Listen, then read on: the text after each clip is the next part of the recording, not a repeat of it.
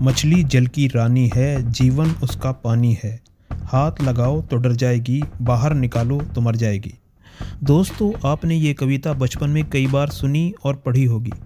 वास्तव में ये कविता मछली की प्रकृति को बयान करती है, जिसका मतलब है कि मछली के जीवन के लिए पानी बहुत ज़रूरी है। अगर मछली को पानी से अलग कर दिया जाए तो वो मर जाती है। लेकिन आज के वीडियो में हम इस कविता को गलत साबित कर देंगे। आज हम आपको कुछ ऐसी मछलियों के बारे में बताएंगे जो वैसे तो पानी में ही रहती हैं, लेकिन उन्होंने अपने आप को विकसित करके पानी के बिना भी रहने के लायक बना लिया है। ये मछलियाँ पानी से बाहर निकलती हैं और तो और ये ज़मीन पर रहने वाले जंतुओं का शिकार भी कर लेती हैं। पानी से बाहर आकर शिकार करने वाली इन शिकारी मछलियों के बारे में पूरी जानकारी के लिए कृपया वीडियो को अंत तक देखें और जाने से पहले वीडियो को लाइक और चैनल को सब्सक्राइब करना भी ना भूलें। तो चलिए जानते हैं इन अनूठी मछलियों के बारे में। सबसे पहले फ्लाइंग फिश अपने नाम लगाकर उड़ान भर लेती है। इस मछली का वैज्ञानिक नाम एक्सोसीटस है और ये एक्सोसीट 30 किलोमीटर प्रति घंटा की रफ्तार से ग्लाइड कर लेती है। अपनी इस विशेषता के कारण ही ये मछली हमें उड़ती हुई नजर आती है। अपनी उड़ने की इस विशेषता के कारण ही इसका शिकार करने का दायरा भी बढ़ जाता है और ये मछली समुद्र में मिलने वाले प्लैंकटन नाम के छोटे कीड़े के अलावा समुद्र के बाहर उड़ान भरकर समुद्र की सतह और किनारे पर घूमने वाले कीट पतंगों को भी चट कर जाती है। द किलीफिश। दोस्तों, आमतौर पर मछली की उम्र लगभग 6 से 7 साल होती है, लेकिन किलीफिश नाम की इस छोटी मछली का जीवन सिर्फ 1 साल ही होता है। इनका शरीर अल्पकालिक जल से बाहर रहने के अनुकूल होता है। इस किलीफिश की कुछ वयस्क मछलियां तो कई हफ्तों तक पानी के बाहर जीवित रह सकती हैं। ज़्यादातर किलीफिश केवल 2.5 से 5 सेंटीमीटर के आकार की ही होती हैं और ये मछली अपनी पूंछ को पुश करके लंबी छलांग लगाकर शिकार कर सकती है। इस मछली की लगभग 1270 प्रजातियां पाई जाती हैं, जिनमें से कुछ नदियों में और कुछ समुद्र में पाई जाती हैं।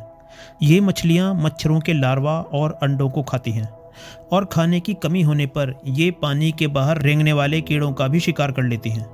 बेहद कम पानी होने पर ये मछली अपनी पूंछ को मोड़कर ज़मीन पर तेज़ धक्का लगाती है और छलांग लगाकर पेड़ों की पत्तियों तक भी पहुंच जाती है और पेड़ों पर रहने वाले मच्छर या छोटे कीड़ों को खा जाती है। Wels catfish. दोस्तों, वेल्स कैटफिश, जिसे शीटफिश या केवल वेल्स भी कहा जाता है, इसकी एक बड़ी प्रजाति बाल्टिक, काला और कैस्पियन सागर की घाटियों में मध्य, दक्षिणी और पूर्वी यूरोप में पाई जाती है। इसलिए आमतौर पर इसे यूरोपियन वेल्स फिश भी कहा जाता है और जो ज़्यादातर मीठे पानी में रहना पसंद करती है। इस मछली का शिकार इंसानों द्वारा बहुत ज़्यादा तादाद में किया जाता है, इसलिए इसे अब यूरोप के दूसरे देशों में भी पाला जाता है। इसकी लंबाई 15 फीट तक हो जाती है और वज़न 200 से 300 किलो तक हो जाता है।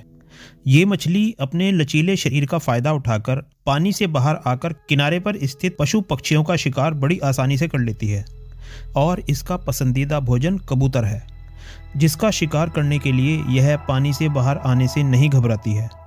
किनारे पर पानी पीने के लिए आए कबूतर पर यह मछली कूदकर हमला करती है और पकड़कर पानी में ले जाती है।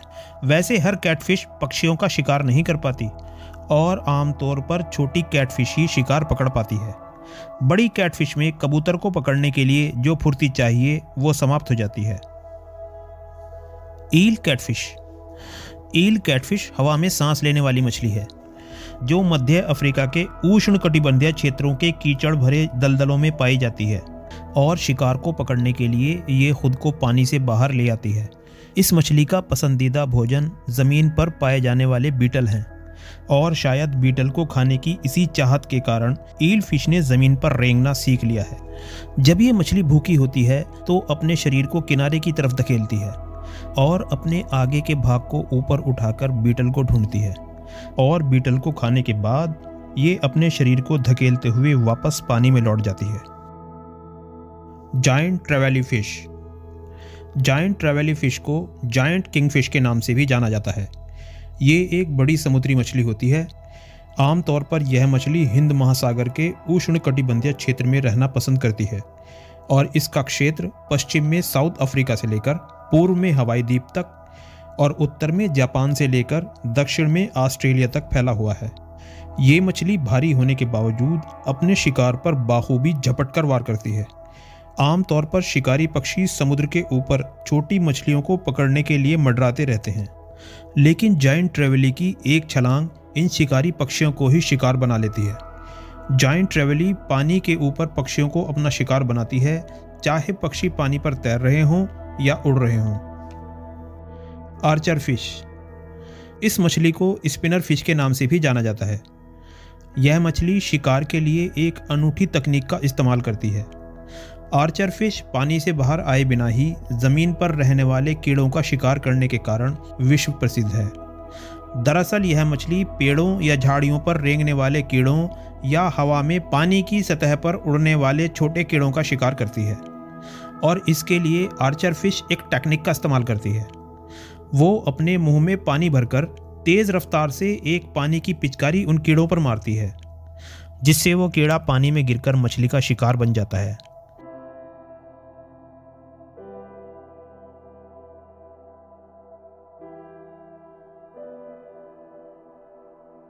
अधिकांशतः यह मछली मीठे पानी के तालाबों या धाराओं में रहती है, लेकिन इसकी कुछ प्रजातियां खारे पानी में भी रह लेती हैं। आर्चर फिश मुख्यतः भारत, श्रीलंका और बांग्लादेश से लेकर उत्तरी ऑस्ट्रेलिया तक पाई जाती है। किलर व्हेल, इस मछली को ऑर्का के नाम से भी जाना जाता है। ये डॉल्फिन परिवार की एक बड़ी मछली है और समुद्र में पाए जाने वाली सबसे मजबूत शिकारी है।